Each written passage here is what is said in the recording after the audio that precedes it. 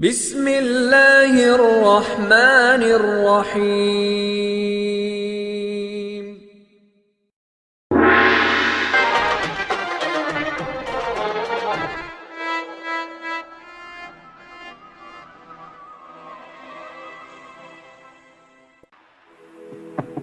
Bismillahirrahmanirrahim. Assalamualaikum warahmatullahi wabarakatuh.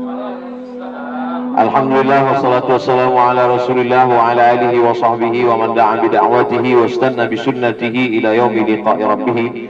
Yang sama-sama kita hormati Ketua Ikatan Cendekiawan Alumni Timur Tengah Al-Mukarram Fadilatul Doktor Al-Ustaz Ad-Doktor Andi Adrus beserta seluruh pengurus, kemudian Dr. Hatta, sahabat-sahabat, senior-senior saya, kakak-kakak kelas saya mohon maaf dari yang angkatan 97 ke bawah, 97, 96, 95, 94, karena mereka ini kakak-kakak kelas saya. Yang adik-adik kelas tak minta maaf walaupun saya kursinya lebih tinggi. Muqarrar kita sama, tahdidnya juga sama, mahzub sama qiraah faqatnya juga sama. Bedanya nilai juga tidak terlalu tinggi, makbul sedikit aja. Kebetulan anak ceramah direkam, kemudian diusir viral, itu aja bedanya. Oleh sebab itu saya adalah adik kelas abang kakak sekalian, saya adalah sahabat, saya adalah kawan. Lalu kemudian setelah kita banyak undangan, saya menyusun ada 13 tim yang kesemuanya itu timnya Azhariyun. Berawal dari tim Aceh. Tim Aceh dulu Ustadz Fadil Rahmi, Ketua Ikatan Alumni Timur Tengah. Ikat ini di Sumatera, Aceh namanya Ikat, sampai ke Sulawesi jadi Icat. Karena memang di sini C itu lari ke sini semua, makanya jadi Coto. Jadi Ketua Ikat Aceh itu Ustadz Fadil, angkatan 96, Ketua KMA dulu, Kekeluargaan Mahasiswa Aceh. Beliaulah yang membawa saya, dan di antara seluruh daerah di Nusantara yang paling banyak saya masuk itu di Aceh. Dihitung Ustadz Fadil semuanya 41 titik dari 200 undangan. Jadi tidak sampai 25% yang bisa kami isi, dari mulai Banda Aceh, Pulau Sumelu, Pulau Sabang, sampai kami masuk kecamatan-kecamatan. Dan sekarang beliau tidak lagi jadi ketua tim. Untuk di Aceh sekarang yang menyusunnya masih anggota KMA, Kekeluargaan Mahasiswa Aceh, yaitu Ustadz Nazar, kalau masih ingat, angkatan 96 juga. Kemudian tim dari Aceh, Sumatera Utara, itu pun tim kita Azhari juga, HMM, Himpunan Mahasiswa Medan, Ustadz Iqbal Sauki, angkatan 94. Di Sumatera Utara, di Sumatera Barat. Sumatera Barat juga sebagian besarnya alumni Azhar, sebagian yang tidak Azhar. Kemudian untuk Jambi itu angkatan 94, Bang Ican Jambi. Lalu kemudian di Palembang itu masih alumni Timur Tengah, Habib Mahdi, Ketua FPI. Beliau yang mengatur untuk dua provinsi, Sumatera Selatan dengan Bangka Belitung. Untuk yang Lampung itu sebagiannya Azhari, sebagiannya tidak.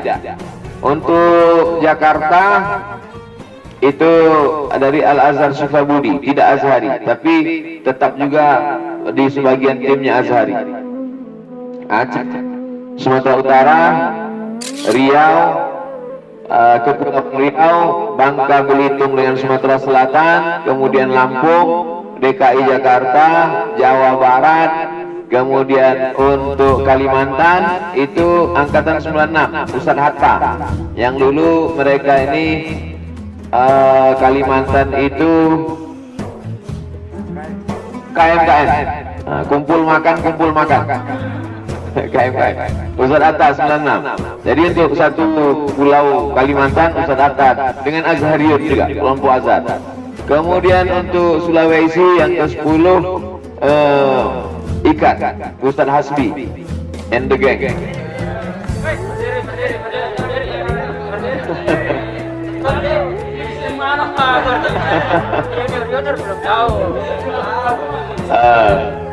Lalu kemudian yang ke-11 itu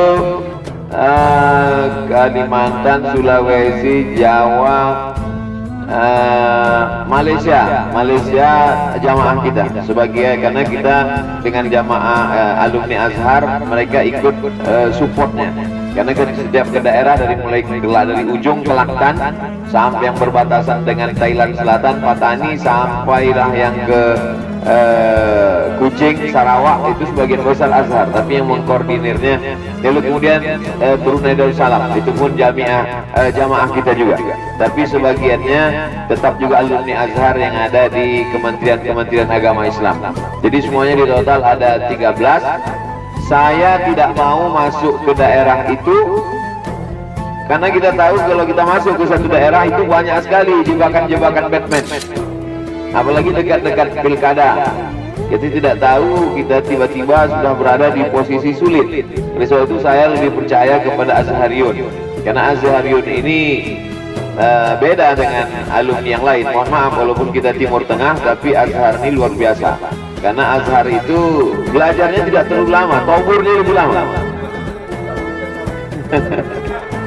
Lalu kemudian pula Ustaz Atta bisa bandingkan itu bagaimana di Azhar dengan di Maroko. Di Azhar kita memang betul-betul ibarat pepatah, masaknya itu memang masak di pokok, bukan masak di perang, bukan masak di karbit. Nah, memang betul-betul matang.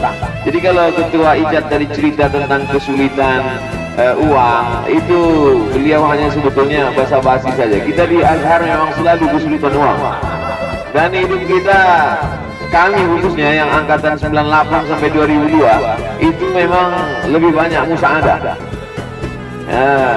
Dampoh itu memang terus siap di kantong, tasdik sama itu memang bekal luar biasa. Jadi rupanya dulu dari mulai kita belajar pun selalu musyahadah, sampai tamat ini pun masih berkecimpung di musyahadah juga. Nah, oleh sebab itu maka saya amat sangat senang sekali. Pertama kali saya datang disambut dulu di hotel oleh Ketua Icat beserta rombongan, ramai kita waktu itu di hotel. Tapi hari ini saya lebih bahagia karena waktu itu kita di hotel itu punya orang. Sekarang ini sekretariat, istilahnya tadi baruga kita adalah punya kita. Susah senangnya ini adalah milik kita. Oleh sebab itu ceritanya akan saya bawa nanti setiap saya pergi ke daerah, dari mulai Aceh sampai di Malaysia sampai di Brunei. Saya akan cerita bahwa kadang di beberapa tempat saya selalu minta ke alumni, kumpullah alumni, saya akan datang. Tidak mesti detail macam di Sulawesi, tidak macam cerita di Makassar, dimanapun saya akan datang. Karena tujuan ceramah saya itu setiap daerah saya batasi 3. Yang pertama, untuk saya ketemu dengan masyarakat secara umum. Itu yang kita kemas dalam tabligh akbar. Itu yang tabligh akbar, artinya saya ketemu dengan semua elemen masyarakat. Tapi yang kedua, saya mau ketemu dengan tokoh-tokohnya. Karena kata orang menjinakkan buaya itu susah, tapi lebih susah lagi menjinakkan pawang-pawang buaya. Jadi ini pawang-pawang itu jinak semua. Insyaallah, karena setiap satu ustadz ini punya 1000 jemaah. Jadi saya ketemu dengan 100, itu artinya sama karena saya sedang tabligh akbar dengan 100.000 jemaah. Itu maka ketemu pertama dengan jemaah, ketemu kedua itu dengan semuanya yang sebagian kita. Yang ketiga, saya mau masuk.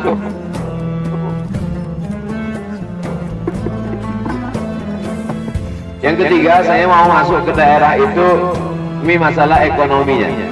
Maka saya selalu ketemu, kalau bisa dikumpulkan rajul a'mal, rijal a'mal, bisnismen. Kalau istilah kita di Kairo dulu, muhsinin-muhsininnya. Nah, itu kita kumpulkan supaya sebetulnya kita hanya jadi jembatan aja. Jadi ada fakir miskin yang susah, tidak tahu mau kemana mereka mengajukan kesusahannya. Satu lagi ada orang kaya yang bingung mau kemana dia buang uangnya. Nah, maka Icat menjadi jembatannya. Nah, jadi saya selalu mengatakan 3 unsur ini saya mesti tercapai. Dari mulai Aceh sampai Makassar, sampai Malaysia, sampai Brunei, 3 ini mesti tercapai setiap kali saya datang. Pertama, tabligh akbar untuk masyarakat umum. Yang kedua, untuk alim ulama, tokoh masyarakat cendekiawan. Yang ketiga, muhsinin. Jadi mungkin insya Allah tahun 2021 kita lebih rapi lagi. Jadi saya tidak mau misalnya ada undangan dari Makassar, saya datang, habis itu pulang sekali. Kemudian bulan depan datang lagi undangan dari Goa, datang, pulang lagi. Bulan depan datang lagi undangan dari Sidrap, datang, habis itu pulang lagi. Saya tidak mau gitu. Jadi saya datang sekali, lalu 3 unsur ini kita datangi. Yang modelnya muhsinin, kita buat kajian tertutup muhsinin aja. Lalu kita sampaikan beban-beban kita. Ini ada anggota ICAT yang punya pondok tahfiz, ini ada sekretariat ICAT yang belum lunas, ini ada. Kemudian kalau di situ kita punya produk-produk, ya kita endorse. Jadi setiap saya pergi itu ada endorse gula aren, ada endorse jualan keripik, ada alumni yang jualan dulu sama seperti di Kairo. Waktu di Kairo jualan tempe, setelah pulang tempe juga, cuman mungkin udah lebih besar itu. Nah, jadi kita memang tidak lepas dari bisnis.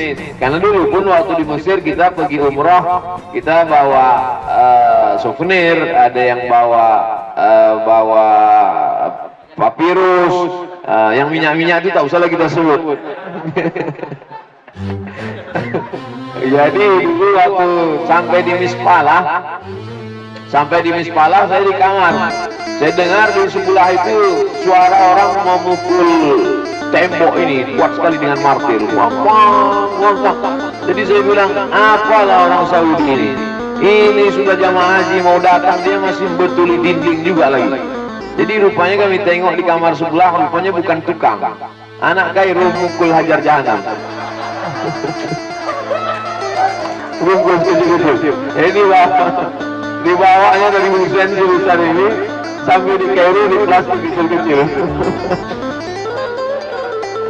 Sekarang jadi dosen pasca. Tapi kalau kumpul itu saya takut merusak image ya. Tapi yang jelas bahwa kita bisnis itu tetap jalan. Nah itu yang saya maksud. Jadi kalau ada kawan punya jualan, punya bisnis, ya kita endorse. Alhamdulillah sampai sekarang endorse-nya masih gratis. Tapi kalau ada yang mau ngasih, ya kita tidak tutup kemungkinan. Kita akan salurkan ke ICAT insya Allah. Nah ke depan insya Allah tahun 2021 lebih rapi. Jadi setelah saya bagi 13 titik, kalau diputar itu setahun, berarti saya datang ke Sulawesi 3 bulan sekali. Insya Allah 3 bulan sekali. Nah, kawan-kawan bisalah pikirkan bersama Ustadz Asbi dari 3 unsur tadi, tabligh akbar, kemudian kajian ulama, apa yang bisa kita. Saya tak bisa buat apa-apa, jadi saya hanya dibawa saja. Dulu ketika Ustadz Samad, kalau kita hadapi orang ini mungkin lembut hatinya, mungkin bisa kita ngomong. Waktu itu kita ketemu dengan beberapa pejabat, kita ke rumah mereka silaturahim. Saya tidak bisa maksa, saya hanya bisa.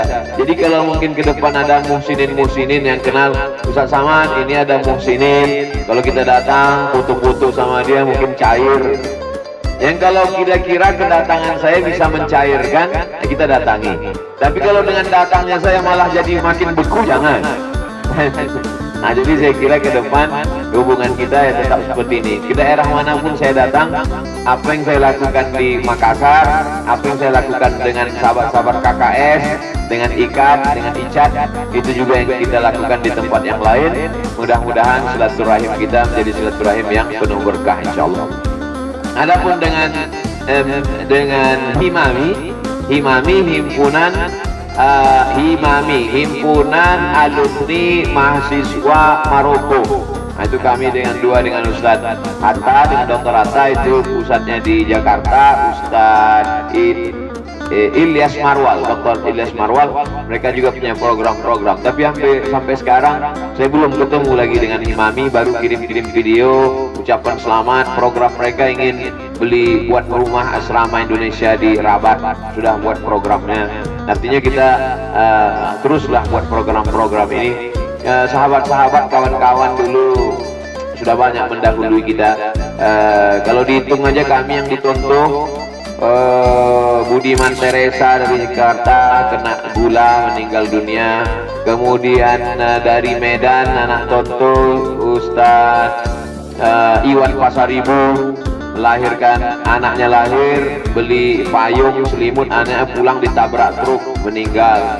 Kemudian anak Tonto juga dari Bekasi itu juga meninggal dunia. Kami hitung sudah 4 anak Tonto meninggal yang sebaya-sebaya dengan saya. Jadi dulu saya selalu berpikir bahwa saya akan mati umur 63. Selalu saya ceramah gitu, Abdul Somad insya Allah meninggal tahun 2040 saya bilang. Tapi setelah beberapa kawan ini meninggal, berubah cara pikir saya, berubah cara pandang saya, bahwa kita tidak sampai 63. Apalagi dulu kita usus, banyak kita nih yang kena sakit lambung karena makan full dengan Nabi. Kusari itu lalu kemudian saya berpikir umur kita tak sampai 63, jadi apa yang bisa kita buat hari ini? Bisa kita bersilaturahim, jangan pernah tunda-tunda.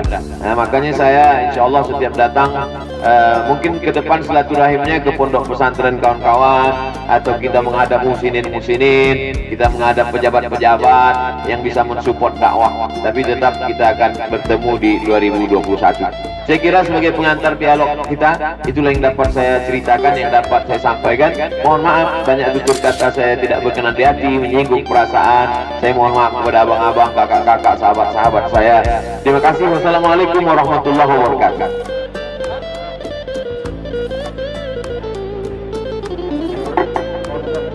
Baik teman-teman sekalian, itu tadi katanya pendahuluan, berarti beliau membuka untuk diskusi. Jadi kita minta 2 atau 3 orang untuk saling sharing bersama Ustaz Dr. Haji Abdul Somad LCMA. Ya, saya persilakan siapa yang berminat.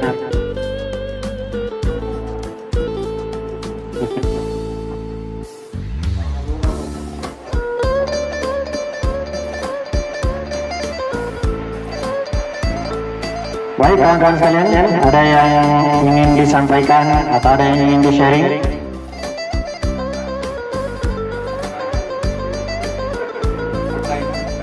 Oke, baik, saya berikan kesempatan kepada Ustaz Jayadi Amir. Pada beliau saya persilakan. Bismillahirrahmanirrahim. Assalamualaikum warahmatullahi wabarakatuh. Saya Jayadi Amir, pulang dari Kairo tahun 2008. Ustaz pulang, saya datang. Tahun 2002 ke sana. 2002 ke sana. Ya, pulang 2008.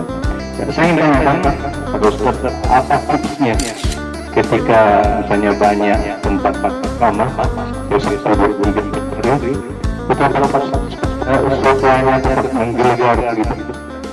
Apakah ada kisah khusus atau ada anak khusus? Ya, supaya tetap suara itu tetap terjaga. Ya, itu yang pertama. Yang kedua, apa tipsnya Ustaz buat banyak hatersnya? Ya, banyak yang benci di dunia maya, banyak yang membuli dan lain sebagainya. Apa tipsnya supaya tidak terganggu pikirannya? Begitu. Itu saja. Sekian. Assalamualaikum warahmatullahi wabarakatuh. Banyak jamaah itu cerita ke saya, kata dia begini, Ustadz capek ya, Ustadz lelah ya, jalan ke sana kemari. Jadi dianggapnya kita di Mesir itu tenang. Dianggapnya, dalam hati saya, kau tak tahu kami naik kereta api berdiri dari Kairo ke Tonto dulu. Nah itu, nggak tahu dulu gimana kita waktu tawur untuk ngambil visa ke Saudi. Datang jam 4 subuh, jam 10 hampir zuhur baru dapat visa.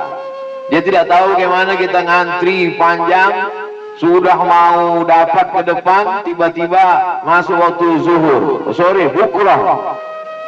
Saya datang dari Tonto bawa aurat untuk urus visa, sampai di Buus, sampai di depan Buus itu sudah mau sampai Subak. Begitu sampai, dia bilang bukulah. Saya bilang, ana min Tonto, hatta min al-Yaman. Jadi Jadi orang merasa lelah, merasa capek itu kalau dalam pikiran dia adalah tenang. Jadi kalau dalam pikiran dia saya tenang, maka menghadapi sesuatu yang sulit sedikit aja dia merasa capek. Tapi kalau pikiran kita masih tetap di Kairo, masih tetap nunggu 80 coret, masih tetap naik El Tramco, jadi yang sekarang ini malah ringan. Jadi hidup ini mindset kita, tergantung kita membandingkannya dengan apa. Jadi kalau kita bayangkan saya Ustadz, mesti disambut dengan karpet merah, mesti disambut dengan mobil mewah, mesti tinggal di AC. Jadi setiap ada kesulitan sedikit, kita akan komplain, kita akan marah. Saya tidak pernah berpikir begitu. Saya anak Mesir. Kami adalah mahasiswa Azhar yang dulu, tak usahlah kita tuliskan, tak usahlah kita ceritakan, baca aja lah ketika cinta bertasbih. Jadi apa yang kita hadapi hari ini ya biasa aja, karena kesulitan itu, nah ini tentang masalah kesulitan yang kita hadapi dalam perjalanan dakwah, tentang jadwal yang penuh itu biasa aja kalau dibandingkan dulu. Yang kedua tentang masalah suara, kita kan ngerti apa pantang kita. Kalau saya terus terang pantang minum es. Jadi kalau udah sekali saya minum es hilang suara. Tapi ada Ustadz Ferry Idham, anak Kairo, anak Medan, sekarang di Riau, dia sambil ceramah minum es. Jadi kalau tidak ada es dia tak ceramah. Nah, jadi nggak bisa saya katakan untuk menjaga suara jangan minum es, karena itu tidak berlaku bagi Ustadz Ferry Idham. Nah, dia kalau ceramah 2 gelas besar sambil ceramah itu dia minum es batu. Nah itu, jadi kita masing-masing punya yang ngerti tentang diri kita, halakam mur'un lam ya'rif qadrahu. Jadi kalau kita mesti tidak minum es, ya kita itu. Jadi saya tidak minum es. Walaupun di Mesir dulu asir asop itu memang ruwuk gini. Nah, oleh itu sampai ke Indonesia memang minum es enggak, minum air hangat. Pernah saya coba minum es, memang betul-betul hilang. Nah, ini tentang masalah suara. Kemudian masalah makan saya bisa tahan, masalah minum bisa tahan, tapi tidur tak bisa. Oleh sebab itu mesti tidur. Alhamdulillah tidur saya bisa di mana aja. Di mobil tidur, di pesawat tidur. Pernah dijemput Ustadz Ican di Jambi itu, satu daerah ke daerah lain kalau pakai mobil tak tembus karena jalannya medannya sulit. Jadi dijemput pakai helikopter. Dijemput pakai pesawat kecil, di depan 2 pilot, lalu di belakang 2, kami 2. Sejak berangkat itu saya itu tidur sampai ke tujuan. Jadi Ustadz Ican nggak bisa tidur. Dia bilang aku di helikopter tadi ketakutan. Kok bisa? Nggak tahu bang, pokoknya aku asal bergerak tidur. Nah jadi masalah tidur ini jangan sampai, karena pernah saya coba tak tidur memang goyang, error dia. Nah, oleh sebab itu ini tentang masalah istirahat, tentang masalah suara, tentang masalah haters. Kita kan sebetulnya ceramah ini udah lama, cuman viralnya aja yang baru kan itu. Jadi saya begitu pulang 2008 itu udah ceramah. Nah jadi kita ceramah nih dari mulai masjid, surau, musola, nah itu. Jadi menghadapi haters, orang yang mengejek, membuli itu memang awalnya berat, tapi lama-lama kita menjadi. Pernah ada satu beberapa bulan tim ngirim WA ke saya, Ustadz, ini nampaknya haters kita berhenti. Jadi kita tahu kalau haters itu mulai berhenti, mungkin duit belum cair waktu itu. Jadi mereka ini dapat duit yang banyak, satu orang itu bisa punya 50 account. Gajinya sebulan sekitar 3 juta. Kerja dia memang ngejek kita aja. Nah itu, jadi haters ini dibayar. Mereka itu punya duit. Ada memang haters yang tidak dibayar, yang mukhlisin alahuddin ada. Tapi sebagian besar haters ini buzer. Nah itu, jadi kalau kita layani, itu kita capek sendiri. Tapi kita yang paling ngerti emosi kita itu kita. Saya tahu saya orangnya emosional, saya pemarah, saya tidak tahan baca itu. Nah, maka saya tidak punya password. Jadi Instagram dengan FB itu saya tak ada passwordnya. Jadi saya kirim caption dengan gambar ke tim, tolong upload ini. Jadi apapun yang dia tulis saya bisa baca tapi tak bisa balas. Macam orang koma di rumah sakit. Dia apa dia nggak bisa balas. Karena kalau sampai saya tahu, pasti saya akan terpancing untuk membalas. Dan saya kasih tahu, jangan kasih tahu saya passwordnya. Karena kalau kasih tahu nanti saya buka, saya akan emosi dan marah. Nah itu. Oleh sebab itu kita kenali diri kita. Ada kecerdasan intelektual, ada kecerdasan spiritual, ada kecerdasan emosional. Saya tidak mengajari abang-abang, tak sekedar berbagi cerita bagaimana rasanya dibully orang. Demikian akhi, wallahu a'lam bishawab.